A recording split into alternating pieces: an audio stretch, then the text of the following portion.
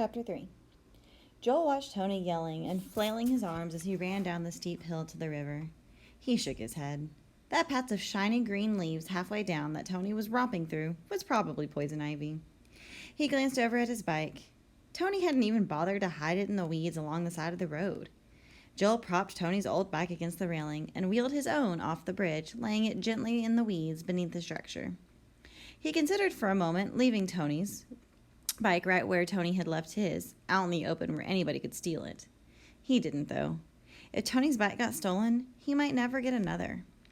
Swimming in the Vermilion, of all the crazy ideas, maybe even crazier than climbing the bluffs. Joel shook his head as he laid Tony's bike next to his own, then started down the hill. "You see what I mean?" Joel said when he arrived next to Tony on the riverbank.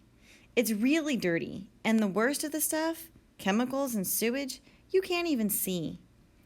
Tony ignored him, stripping off his jeans and his underwear. He had already dropped his shirt and kicked his sneakers off before Joel arrived. "It's wet, isn't it?" he asked. "Like I said," Joel replied. "So's your toilet." Tony stepped into the river at the edge, and the dirty water, lapping over his feet, made them disappear entirely. He turned back to Joel and grinned.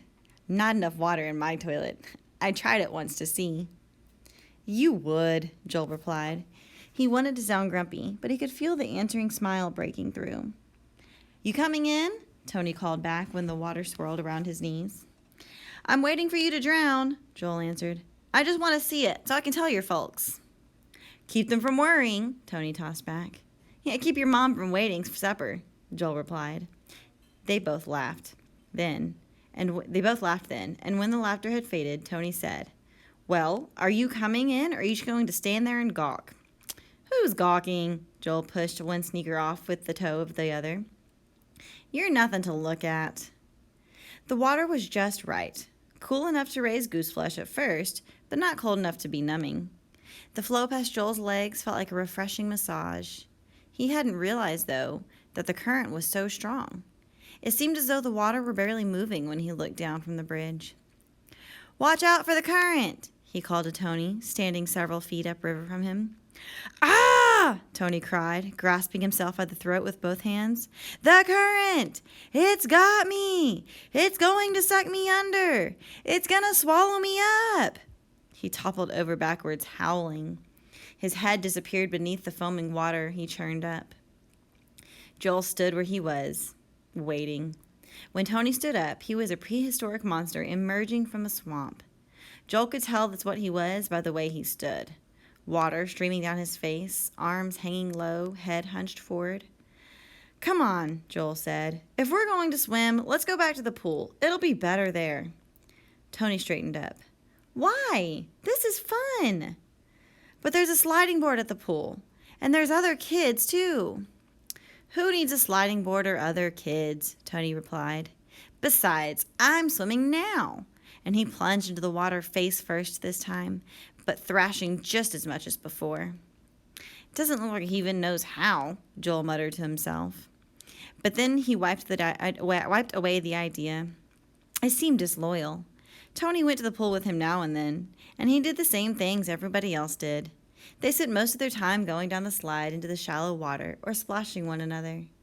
Joel eased himself deeper into the water and dog-paddled a few strokes. He didn't want to put his face down to swim properly. He'd take the artificial blue of a pool and the sting of the chlorine any day. The river smelled of decaying fish. "Maybe we ought to come here every day. Work out. We could be on the swim team next year in junior high," Tony was saying. Joel stopped trying to swim and stood up. "We'd get caught for sure if we started coming down here every day." "Who's to see us?" Tony asked.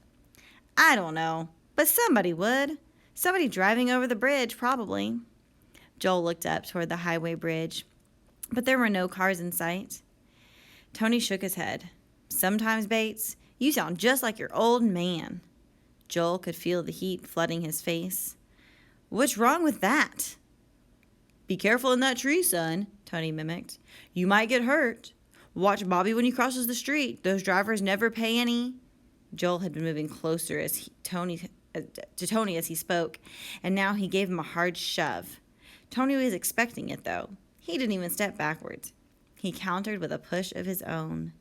Joel swung his arms to keep his balance, and he felt the bubble of anger that had been with him all morning expand inside of his chest. What right did Tony have to make fun of his father? At least my father doesn't go around hitting kids with a belt, he said, stepping closer to Tony and clenching his fists.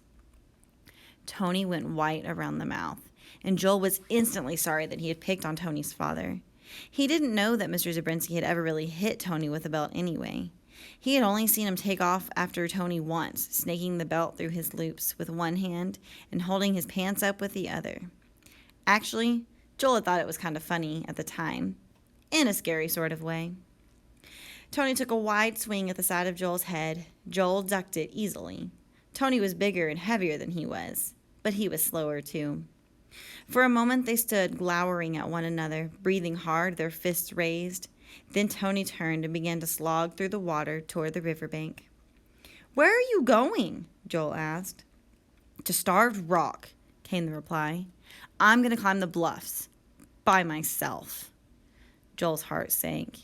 He didn't especially want to bike back to town alone, and he certainly didn't want Tony climbing the bluffs by himself. "Aw, come on, Tony," he pleaded. "We can stay here. This is fun." "Like swimming in your toilet," Tony replied without looking back. Joel answered with the first thing that popped into his head. "Toilets aren't so bad." And to show Tony that he meant it, he plunged into the water, immersing his face and taking several strokes so that when he stood up, he was in front of Tony again. Tony grunted. He still looked pretty mad. "You're just saying that because you're scared to climb the bluffs." Again, the irritation flared. "Who's scared?" Joel demanded. "You're the one who's scared. Why, I bet you wouldn't even—" He hesitated, looking around for something to challenge Tony with, something he wouldn't mind doing himself. "Swim to that sandbar out there." He indicated a thin, dark island of sand rising out of the river about 100 feet from where they stood. Tony narrowed his eyes, gazed in the direction Joel pointed. "Why should I be scared of that?" he asked scornfully. "I'll bet the river doesn't even get deeper than this the whole way." The water divided at Tony's waist in a sharp V. "I'll bet it's deeper than this in a lot of places," Joel said. "River bottoms change. That's one of the reasons they're so dangerous."